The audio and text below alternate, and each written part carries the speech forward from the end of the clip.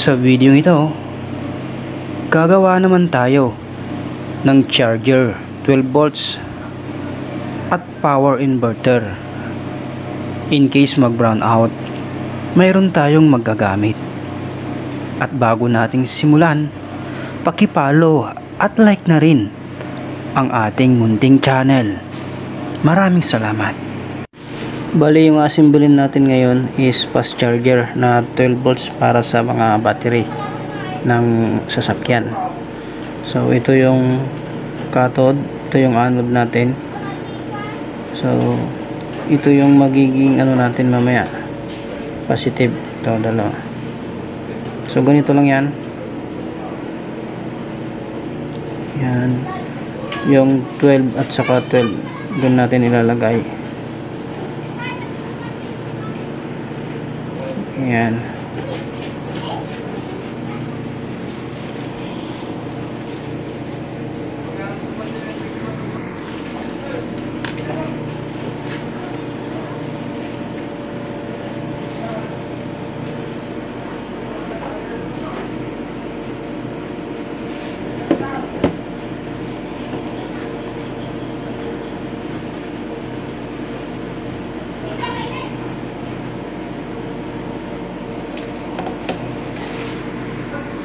Yan, bali ito yung positive negative natin papunta sa battery.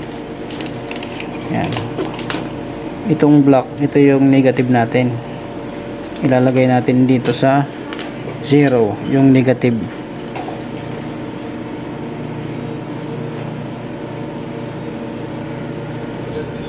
Ito naman puti. Ito yon, positive sa battery.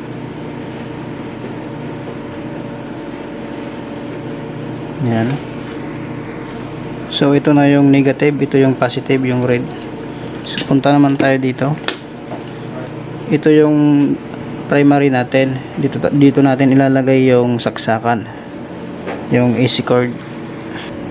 Dito natin ilalagay yung 0 to 20. Mas maganda na may switch. Yan.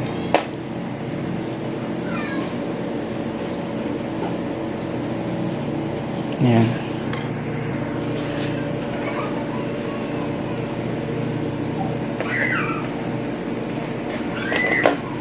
Dito yung isa 0.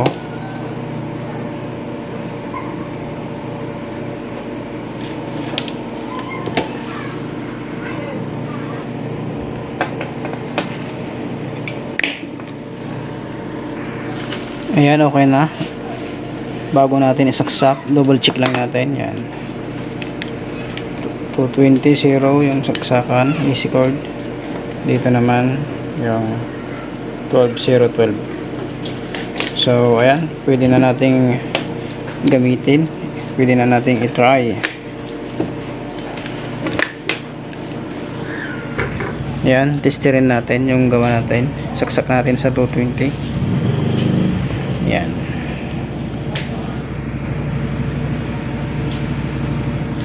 So ito yung positive, ito yung negative. So ayan, okay na siya.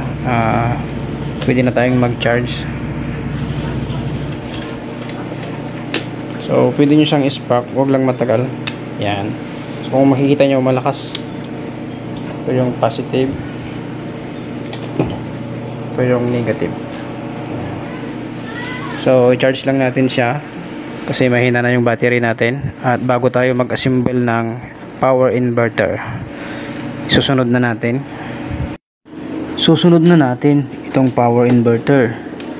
Bali, ito lang yung spare parts na gagamitin natin. Ito yung resistor, ang value nito is 1K, brown, black, red. Tapos ito yung regulator sa board ng TV. Pwede kayong mangahoy doon. So ito lang ito yung 12 0 12. So yan, dito natin i-connect yung resistor. Yan. Tapos ito yung base collector emitter.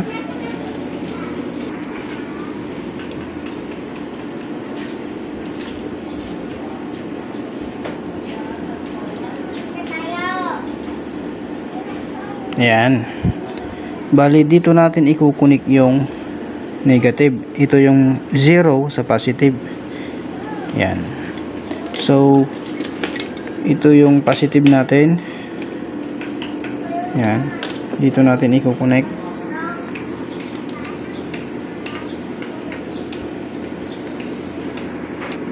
Ito naman yung ground, yung negative.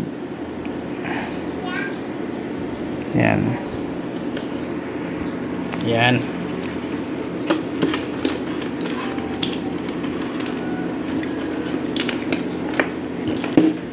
So dito naman yung 220 0. Ito na yung dito na yung 220 natin. Bali dito tayo kukuha ng supply ng 220. So ito yung lalagay natin, temporary saksakan. Yan.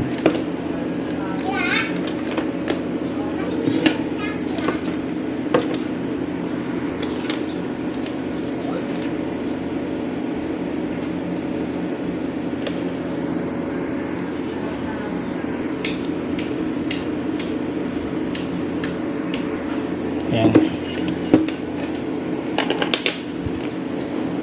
Bale dito tayo sasaksak kung sakaling mag brown out. Ito ikukunik lang natin sa charger. Magagamit na natin to. Ikukunik natin to sa battery, 12 volts. Sa battery natin ito ilalagay. Yan, try na natin. Titesterin muna natin. Lagay natin yung positive. Ito yung negative. Yan. Testerin natin yung voltahe kung 220 yung lumalabas. Naka-range tayo sa EC250. Yan. Ito yung susukatin natin. So ayan. So yung lumabas niya is 250 volts. Ayan. So pwede na natin ita-try. Try na natin. Yan, try na natin yung ginawa nating power inverter. Saksak natin tong 220 na ilaw.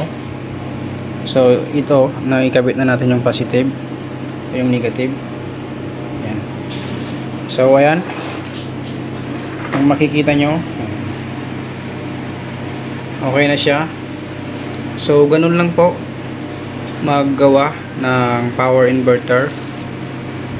Sana ay mayroon kayong napulot na idea kung paano mag-assemble ng simpleng power inverter. Salamat sa pagtapos niyo sa video ito. God bless po.